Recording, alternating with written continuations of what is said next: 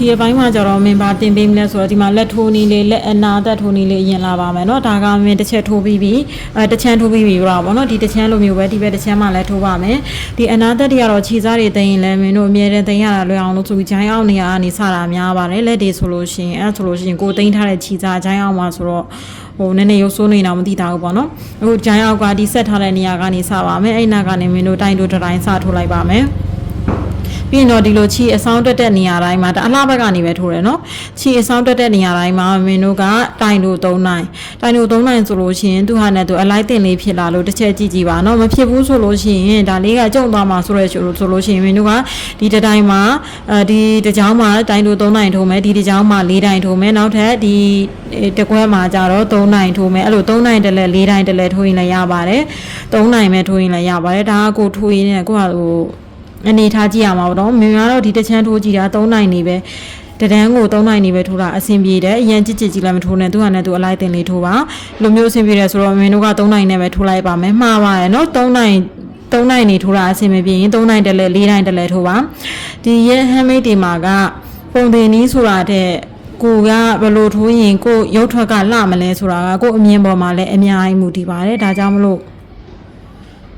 ့ကိုကသာလည်းကြည့်ပြီးတော့ဆုံးဖြတ်ပြီးတော့ထိုးပါလို့ဒါလေးကိုပက်လက်ထိုးပါဒီကြိုင်းအောက်စထားတဲ့နားဒီထိုးလာခဲ့ပါတိုင်းလိုတန်းလေးတွေကိုအဲ့တော့မင်းတိုင်းလိုတန်းကိုပက်လက်ထိုးလာရဲဒါဆိုလို့ရှိရင်စတဲ့နားကိုရောက်ပြီပေါ့နော်ဒီတန်းမှာဆိုလို့ရှိရင်လည်းမင်း3တိုင်းထိုးတယ်ပြီးရင်ဒီအောက်ကတွဲထားတဲ့ဒီနားလောက်မှာမင်းတစ်တိုင်းထိုးလိုက်ပါတယ်တစ်တိုင်းထိုးပြီးတော့စချင်းတိုင်းထိုးမှရှက်ကောနဲ့သွားပြီးတော့ဆက်လိုက်မယ်ဒါဆိုလို့ရှိရင်တိုင်တို့တစ်ပတ်လဲပြီးသွားပါပြီဒီချိန်မှာကိုယ့်ရဲ့ဒီလက်အနေထားကိုပြန်ကြည့်ပါတော့တအားကျုံကြီးဖြစ်သွားရင်တိုင်တို့ကိုထပ်ပြီးတော့တိုးပါ3နိုင်လက်4တိုင်းတစ်လက်နဲ့ဖြစ်ဖြစ်အဲ့လိုမျိုး4တိုင်းစီဖြစ်ဖြစ်တိုးပြီးတော့ကတော့လိုတိုးဖို့ရှော့ကြည့်လို့ပေါ့နော်နောက်တစ်တန်းတက်ပါမယ်နောက်ရမ်းမှာဆိုချင်းတစ်ခုထိုးပြီးအဲ့ဒီအပေါင်မှာပဲတိုင်တို့တစ်တိုင်းချင်းတစ်ခုအောက်ကတစ်ပေါက်ကိုကျော်နောက်တစ်ပေါက်မှာကတိုင်တို့ချင်းတက်ခုအောက်တစ်ပေါက်ကိုကျော်နောက်တစ်ပေါက်မှာကတိုင်တို့ချင်းတက်ခုတစ်ပေါက်ကျော်နောက်တစ်ပေါက်မှာကတိုင်တို့ဒီတိုင်းပဲပက်လက်တစ်ပတ်လက်ဆက်ထိုးလာပေးပါဒီအောက်ကထိုးတဲ့နေရာအထိပြန်ထိုးခဲ့ပေးပါအခုမင်းဒီဒုတိယတန်းတိုင်တို့ချင်းတစ်ခုကိုပက်လဲထိုးလာတယ်ထိုးလာပြီးလို့ရှိရင်လည်းပဲဒီဘက်မှာဒီအစုံမှာကွက်တိဖြစ်ရင်လည်းဖြစ်ပေါ့နော်မဖြစ်ရင်လည်းကိုယ့်ကိုတတိုင်းလောက်လိုတိုးဖို့လျှော်ကတော့ကိစ္စမရှိဘူးအဆင်ပြေလိုလေးညှိပြီးတော့ထိုးလိုက်ပါထိုးပြီးလို့ရှိရင်ပထမဆုံးတိုင်တို့ရဲ့ထိပ်မှာမင်းရှက်ကော်လေးနဲ့သွားဆက်လိုက်မယ်ဆက်ပြီးလို့ရှိရင်ချင်းတစ်ခုတက်ပြီးရင်မင်းတို့ကဒီကြားထဲကလေဒီတိုင်တို့ကိုကြော်လိုက်ရင်ဒီဘေးမှာချင်းတစ်ခုချခဲ့တာရှိတယ်အဲ့ချင်းတစ်ခုမှာတိုင်တို့လေးထိုးလိုက်မယ်ပြီးရင်ချင်းနှစ်ခုလားဒီတိုင်တို့နေရာကိုကြောဒီဘဲချင်းချခဲ့တဲ့နေရာမှာတိုင်တို့ချင်းနှစ်ခုလားတိုင်အောက်ကတိုင်တို့လေးကိုကြောချင်းချခဲ့တဲ့နေရာမှာကတိုင်တို့အဲ့တော့ချင်းနှစ်ခုတိုင်တို့လေးတွေကိုအဲ့လိုလေးစတိုက်ထိုးပါနော်ဒီမှာချင်းနှစ်ခုလာမယ်အောက်ကတိုင်တို့လေးတိုင်တို့နှစ်ခုရဲ့ကြားတွေကချင်းနေရာမှာတိုင်တို့သွားထိုးမယ်အောက်မှာတော့ကချင်းတစ်ခုတိုင်တို့ကအပေါ်တန်းမှာကျတော့ချင်းနှစ်ခုတိုင်တို့ဖြစ်သွားမှာချင်းတစ်ခုကနေနှစ်ခုပြောင်းသွားမှာနားလဲတယ်နော်ချင်းနှစ်ခုနဲ့ဒီတိုင်တိုနှစ်ခုရဲ့ကြားတွေကချင်းချခဲ့တဲ့နေရာမှာတိုင်တိုလေးထိုးရုံမှာပဲဒါကနောက်ဆုံးတန်းမှာအနာသက်ရဲ့နောက်ဆုံးတန်းဒီအတိုင်းလေးပက်လဲထိုးပါဒီအဆုံးသက်တီထိုးခဲ့ပြီနော်အခုနောက်ဒီချင်းနှစ်ခုတိုင်တိုလေးပေါ့နော်နောက်ဆုံးတန်းကိုမင်းပြောထားတဲ့အတိုင်းထိုးလိုက်ရင်ဒါစတက်ခဲ့တဲ့နာရောက်လာစောမလဲလို့စတက်ခဲ့တဲ့နာကိုမမမြင်မကမတ်ခဲ့ပါနော်မမတ်တော့မတ်မိရတယ်အကုန်လုံးကလေဒီလိုချိုင်းအောက်နေရနေပဲစတာဆိုတော့လေချင်းနှစ်ခုနဲ့ပြီးလို့ရှိရင်ဒီမှာတိုင်တို့ပြီးရင်ချင်းနှစ်ခုနဲ့ပထမဆုံးတိုင်တို့မှာမင်းတို့ကရှက်ကော်လေးနဲ့သွားဆက်လိုက်ပါမယ်ဆက်ပြီးရင်တရစ်ရစ်ပြီးတော့ချီဖြတ်လိုက်ပါဒါဆိုလို့ရှိရင်သူကဂျိုင်းတစ်ဖက်အနာသက်ပြီးသွားပါပြီအနာလေးကဒီလိုပုံစံကြစ်လေးရရနော်ဟောဒီမျိုးတစ်ဖက်ပြီးသွားဆိုလို့ချင်းမင်းကတော့တစ်ဖက်ထိုးပြီးသားဆိုတော့နှစ်ဖက်လုံးပြီးသွားပါတော့သူဟာနဲ့သူဒီလိုအလိုက်တင်ပုံစံလေးရပါတယ်ဒီလိုတစ်ဖက်ပြီးသွားပြီဆိုရင်ကိုခန္ဓာကိုယ်မှာဝတ်ကြည့်ပါနော်ဒါဆိုလို့ရှိရင်ဂျိုင်းကငကိုဒီအနာမတက်ခင်ဝတ်ကြည့်တော့ကြိုက်တယ်အနာတက်လိုက်တော့ဂျိုင်းကြီးကကြက်သွားတယ်ဆိုလို့ရှိရင်ပြန်ဖြီးပါမပြင်းပါနဲ့နော်အဲကြောင့်မင်းတစ်ဖက်ပြီးတာနဲ့ဝတ်ကြည့်ပါလို့ပြောတာပါပြန်ဖြီးပြီးတော့အဲနဲ့ကြုံသွားတယ်ဆိုလို့ရှိရင်ဒီအောက်ကတိုင်တူတန်းကနေစပြီးတိုင်တူကိုတိုးပေးလိုက်ပါ3နိုင်ကနေ4တိုင်ပြောင်းပြီးတော့ဖြစ်ဖြစ်အဲ့လိုမျိုးတိုးပြီးတော့ထိုးပေးလိုက်ပါမဟုတ်ရင်လည်း SI စာမင်းတို့ကပုံမှန်တစ်ထည်လုံးကိုမင်းဆို 2.5 ကနေထိုးရဲဆိုလို့ဒီမှာ SI 3လောက်နဲ့ထိုးလိုက်ပါနော်ဒါဆိုလို့ရှိရင်အဆင်ပြေသွားပါလိမ့်မယ်အခုမင်းကဂျိုင်းတစ်ဖက်လုံးအနာကုတ်ပြီးသွားပြီပြီးရင်ဒီ level အနာကုတ်ပါမယ် level အနာကုတ်ကိုလည်းမင်း ဂျိုင်းလိုမျိုးပဲပေါ့နော်ဒီလေပင်အနာကိုကိုမပြတော့ဘာလို့လဲဆိုတော့သူကတိုင်တိုတောင်ဒီလိုပခုံးနေရာကနေစလိုက်ပေါ့စပြီးတော့ဒီနားမှာဆိုလို့ရှိရင်လဲတိုင်တို3နိုင်ဒါမှမဟုတ်ရင်3နိုင်တက်လဲ4နိုင်တက်လဲဒီလက်မှာဂျိုင်းမှာပြောခဲ့သလိုမျိုးပဲကိုကနဲ့ကိုအနေထားလေးကိုအလိုက်တင်ကြည့်ပြီးတော့တိုင်တိုတန်းလေးထိုးပါထိုးပြီးတော့ဒီအောက်ကဒီအစုတွေမှာဆိုလို့ရှိရင်တော့တိုင်တိုကတပေါက်တိုင်ထိုးစရာပဲရွေးချယ်စရာမရှိဘူးမင်းတို့ကဒီမှာ3နိုင်စက်တိုက်တီလာဆိုတော့တပေါက်တိုင်ထိုးဒီလိုပက်လက်ရေးထိုးပြီးတော့ဒီဂျိုင်းအနာကိုတလို့ပဲကုတ်ပေးပါပြီးရင်ခအနာကိုပြီးရင်တော့တစ်ထည်လုံးပြီးပါပြီလဲပင်အနာကိုမင်းထိုးမပြတော့ပါဘူးเนาะဒီလိုမျိုးလေးပဲရှင်းပြလိုက်ပါမယ်အခုဆိုလို့ရှိရင်မင်းဒီမှာလဲပင်အနာလေးလက်ကုတ်ပြီးတော့ပါရင်เนาะသူဟာဒီနဲ့သူဒီလိုအလိုက်တင်လေးဖြစ်နေပါလိမ့်မယ်လဲပင်ရောပြီးလက်နှစ်ဖက်ကောပြီးပြီဆိုလို့ရှိရင်မင်းအခုခအနာကိုကြတော့မင်းဝစ်ကြည့်လိုက်တော့ခါကနည်းနည်းစက္ကန့်နဲ့ဆိုရင်တော့အကြိုက်ပဲပေါ့เนาะဘောင်းမင်းအဲ့လိုမျိုးနည်းနည်းအောက်ချောရဲ့ပိုင်းနဲ့ဆိုရင်တော့နည်းနည်းလေးတို့တို့ခံစားတယ်မင်းအနေနဲ့ဆိုလို့ရှိရင်အဲ့တော့အကောင်လုံးအတူတူဖြစ်သွားအောင်ထပ်ပြီးတော့ရှည်ကျင်တဲ့လူလည်းရှည်လို့ရအောင်ရှည်ကျင်မရှည်ကျင်တဲ့လူဆိုလို့ရှင်လည်းမင်းတို့တဒန်းလောက်ဆက်ထိုးတာတော့ကိစ္စမရှိဘူးဆိုတော့မင်းအဲ့ဒါလေးတစ်ချက်ပြချင်ပါတယ်ဒီရဲ့ကိုယ်တွေတက်ခဲ့တဲ့ပတန်လေးဒီခါအောက်မှာဆက်ထိုးမယ်ပေါ့နော်ထိုးမယ်ဆိုတော့မင်းတို့ကဒ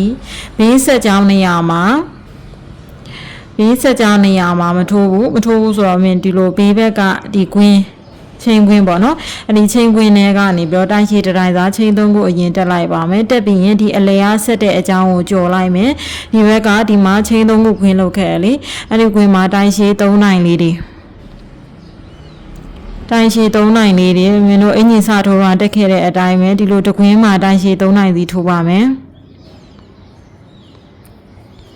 အဲ့ဒီတိုင်းတောက်လျှောက်ထိုးသွားမယ်ပေါ့နော်ဒီဟာကြတော့ခါနှစ်ဖက်လုံးလဲဆက်ပြီးမင်း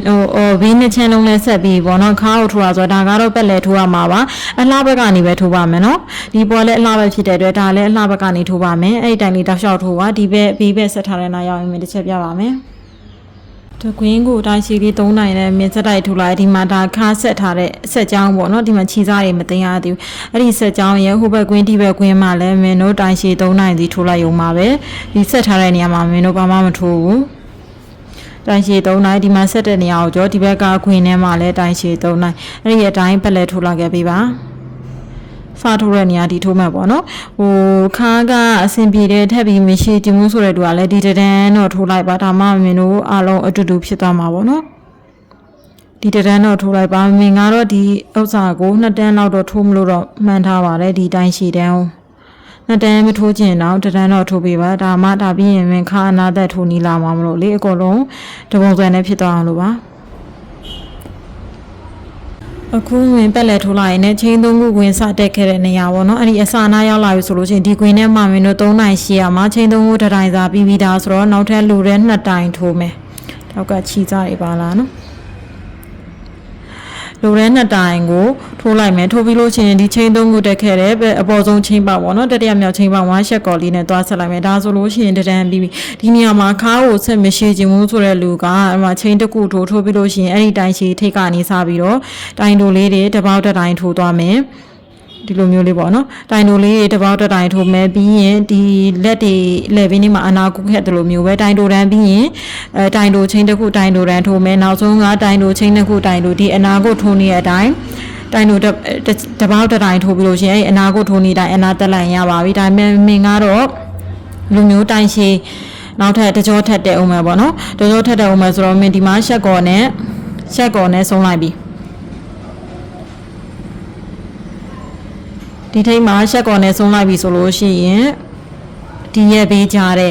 ထဲမှာပုံမှန်အတိုင်းပဲရှက်ကော်နဲ့တစ်ချက်သွားပြီးလို့ရှိရင်တိုင်းရှိတိုင်းသားချင်း3ခုတက်ပြီးရင်ဒီဘက်မှာက3နိုင်နေပက်လဲထပ်ထိုးမယ်ထပ်ထိုးပြီးလို့ရှိရင်ဒီအစုံသက်ပေါ့နော်တပတ်လည်းထိုးလာပြီးလို့ရှိရင်ဒီနားရောက်ပြီဆိုလို့ရှိရင်လည်းဒီအောက်မှာထိုးခဲ့တယ်လို့မျိုးပဲဒီကြားထဲမှာ3နိုင်ထိုးအောင်မင်းတို့ကချင်းတစ်ခုတတိုင်းသာထိုးခဲ့ပြီဆိုတော့နောက်ထပ်တိုင်းရှင်းတဲ့တိုင်းထိုးပြီးရင်ဒီမှာရှက်ကိုလေးနဲ့လာဆက်ပြီးအတန်းကြီးထက်တက်ခြင်းတဲ့လူကအဲ့လိုမျိုးတွေပဲထက်ပြီးတက်သွားပေါ့နော်ကိုလိုတလောက်တက်ပြီးကမှအနာသက်ထိုးလိုက်လို့ရပါတယ်မင်းကတော့2တန်းမဟုတ်ရင်3တန်းလောက်ထိုးမယ်လို့မှန်းထားပါတယ်အဲ့လိုမျိုးလေးထိုးပြီးအနာသက်လိုက်ရင်ရပါပြီနော် မင်းဒါကနှစ်တန်းမြောက်ကိုလည်းဒီလိုမျိုးဝဲပက်လက်ထိုးလာပြီးလို့ရှိရင်ဒီမှာစပြီးတော့ချိန်သုံးခုတက်ခဲ့တဲ့နေရာရောက်ရင်အဲ့ဒီထဲမှာပဲနောက်ထပ်လိုတဲ့တိုင်ရှင်တဲ့တိုင်ထိုးမယ်ချိန်သုံးခုကတစ်တိုင်ဆိုတော့3တိုင်ပြည့်သွားပြီဒီမှာဆိုလို့ရှိရင်နှစ်တန်းနဲ့ရက်လိုက်ပါမယ်ဘာလို့လဲဆိုတော့ဒီဥစ္စာကတအားကြီးခါချေလို့ရှိရင်လည်းပုံနည်းနည်းအသွားမှာပေါ့နော်မင်းတို့ကဒီအပေါ်မှာကျတော့လေလက်ပြက်ပုံစံလေး